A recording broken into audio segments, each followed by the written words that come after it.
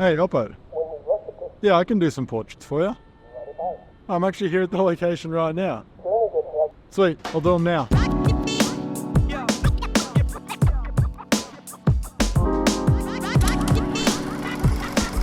So when it comes to portraits, I've always been more of a fan of just going out into the city and using my surrounding environments and using the natural sunlight to get my portraits. It's always fun to also try new cameras out, and today I'm going to be trying out the Oppo Reno 12 Pro, which is Oppo's new phone, and today's video is sponsored by Oppo. So I'm going to be taking this phone out and we're going to be using the portrait mode camera, and throughout the video I'm going to be sharing some tips about mobile phone photography that will help you on your next shoot.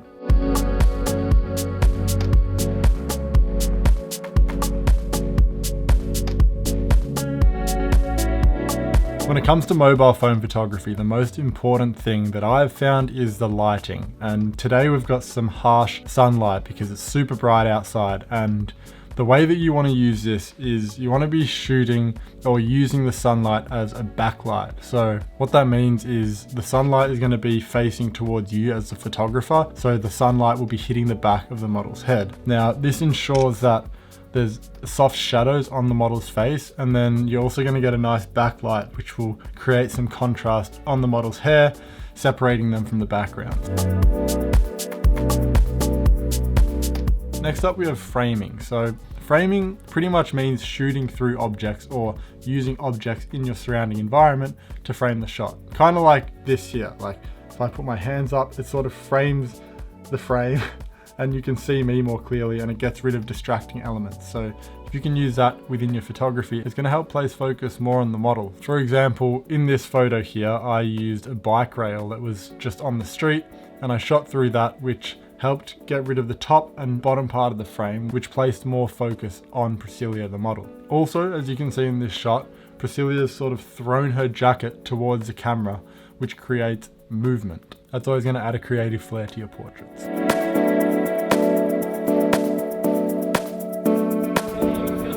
Another tip that I just came up with and definitely didn't just steal off Priscilla. No, Priscilla came up with a good tip, which is turning on the shutter sound, so like it actually makes a noise so that when the model hears it, they can move around, so it's not just the same pose. So turn on the shutter and then you can get a bunch of different shots.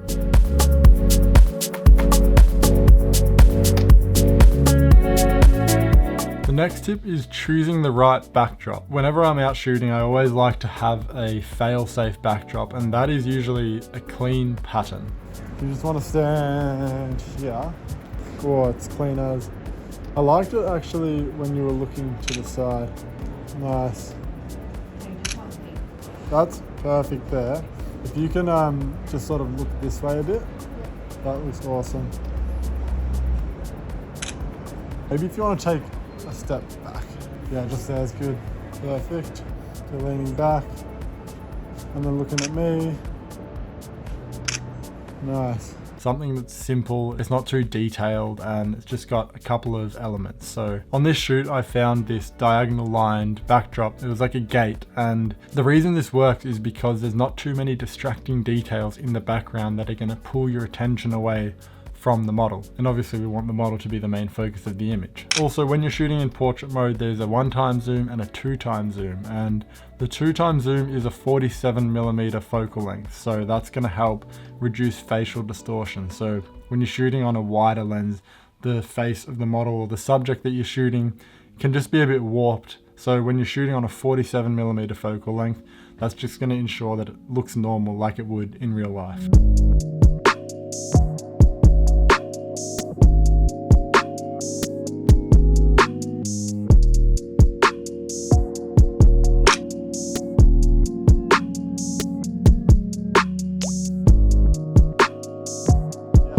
You can just stand there in that light patch. That one there, perfect, the big one, yep. If you want to just face me, that's perfect.